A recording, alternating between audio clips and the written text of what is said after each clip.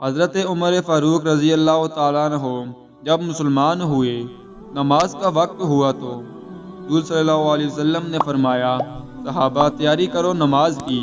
حضرت عمر فاروق رضی اللہ تعالیٰ عنہ نے پوچھا، حضور نماز کہاں پڑھیں گے؟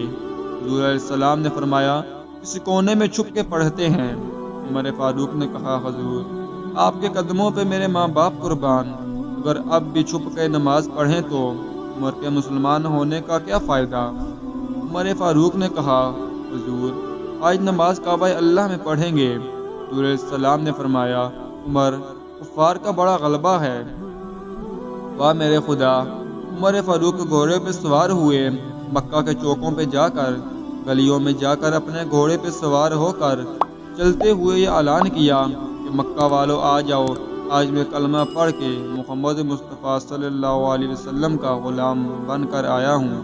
آج ہم کعبہ اللہ میں نماز پڑھنے جا رہے ہیں۔ اگر کسی نے اپنی بیویاں بیوہ کروانی ہوں، اگر کسی نے اپنے بچے یتیم کروانے ہوں تو آ جائے، عمر کے راستے کو روک کر دکھا دے۔ خدا کی قسم، جب عمر فاروق رضی اللہ تعالیٰ عنہ مسلمان ہوئے تو مکے کے کافروں نے گلیوں میں نکل کر ماتم کیا کہ ہائے آج عہد مکہ ہم سے چھن گیا۔ عمر فاروق واپس آئے، حضور علیہ السلام سے کہا، اے میرے حضور آپ آگے چلیں، میں آپ کے پیچھے چلتا ہوں، بیت اللہ میں نماز پڑھیں گے۔ میں دیکھتا ہوں کس کافر کی آج جرأت ہوتی ہے تو ہمارا راستہ روکے۔ بسلامت بیت اللہ کے دروازے پر پہنچے۔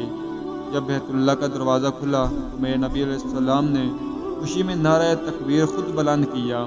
اللہ اکبر کی صدا مکے میں پہلی بار یوں گونجی کہ کفر کے کوٹ بھی بھر پڑے بیت اللہ کو بتوں سے پاک کیا اور مسلمانوں نے کھلے عام عبادت کی۔ اسلام کو طاقت ملی، اور جب میرے نبی نے مکہ سے ہجرت کی اس وقت بھی عمر فاروق نے انوکھی ہجرت کی۔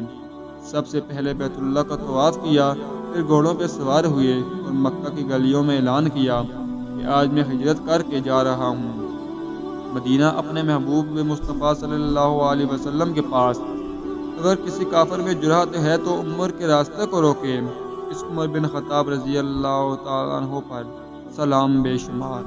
ویڈیو اچھی لگے تو ویڈیو کو لائک کیجیے، شیئر کیجیے اور چینل کو سبسکرائب کرنے کے ساتھ کمنٹس باکس میں اپنی رائے کا اظہار ضرور کیجیے تاکہ مزید اچھی ویڈیوز آپ تک پہنچ سکیں۔ بہت شکریہ۔ اللہ حافظ۔